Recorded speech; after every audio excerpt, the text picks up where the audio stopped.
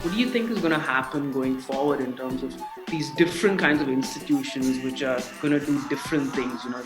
There's purely online, there's purely physical, then there's hybrid, where you do a bit of online, a bit of physical. Where do you see schools headed? Where do you see education headed?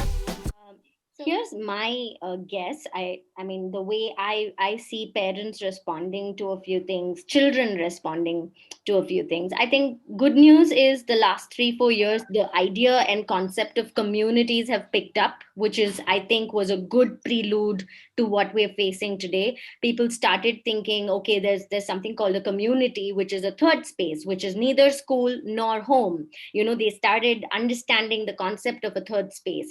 But the kind of things that are catching my attention as a parent are things like pods, learning pods, micro schools, nano schools, because safety is a very big thing, right? It's going to be playing in our heads for a while I put the uniform for my child and send her away. I'm not as comfortable as I used to be, right? Earlier it was just every morning thing. My child wears the uniform, hops into a bus, goes off to school.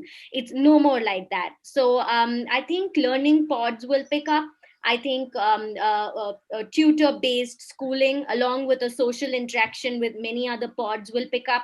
And for all you know, schools would facilitate this, right? A school doesn't have to be just a school. A school could be a body that facilitates learning between learning pods, organizes, because a parent has a lot to do already. Parents have become cooks, hairstylists, drivers, housekeepers, teachers, everything in this pandemic. So you can't put that on the parent. A parent cannot organize a lesson plan as well as a trained educator can. So I think that's where educators will come in, schools will come in, a lot of material based learning. Again, like what Titar said, content is no more the king. The context is really what we're all talking about. But there is support that parents need.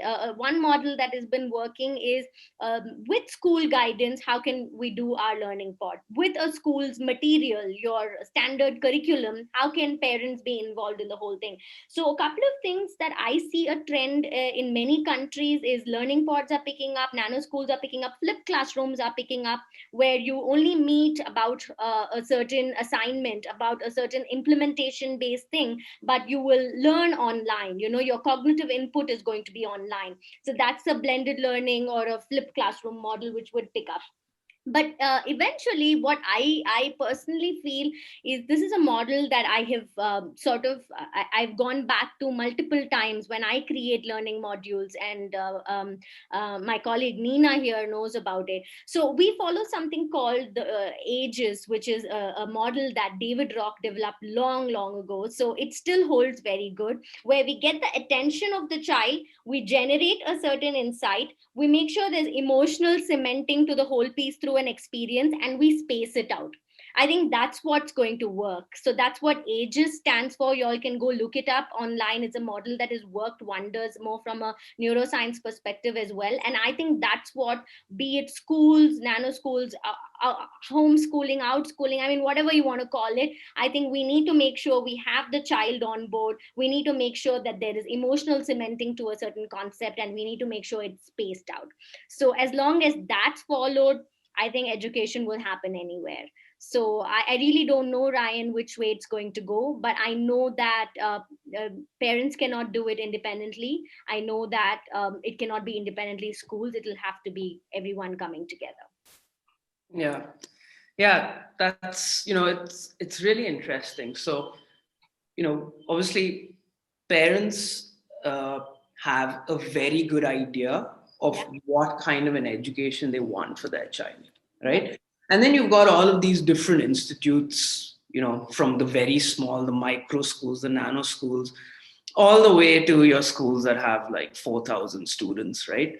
And the one thing that I've seen happen repeatedly over the last 8 years, ever since I've been involved in education, you've got all of these wonderful ideas, right? That parents have, that some educators have, that definitely a lot of industry practitioners have, about what it is that they'd like young people to be able to do and to experience and to learn. But the education system just has this, like, it's a fun, right? When a child is 6 years old, it's like, oh, we can do everything, we can do anything, and they are doing everything. And then as you rise up and you get closer to the board level, you come into that funnel, right? And there's only one route in that funnel, right? And that is like, oh, like you stop all your extracurriculars, you focus on your exams, you try and get like the highest marks that you possibly can. So it almost seems like all of this innovation that's happening, it's there for children at a younger age. Yeah. Then you get into the funnel and you just have to get through that funnel, right? And only after you're out on the other side, you're like, fine, finally I can do something interesting with my life.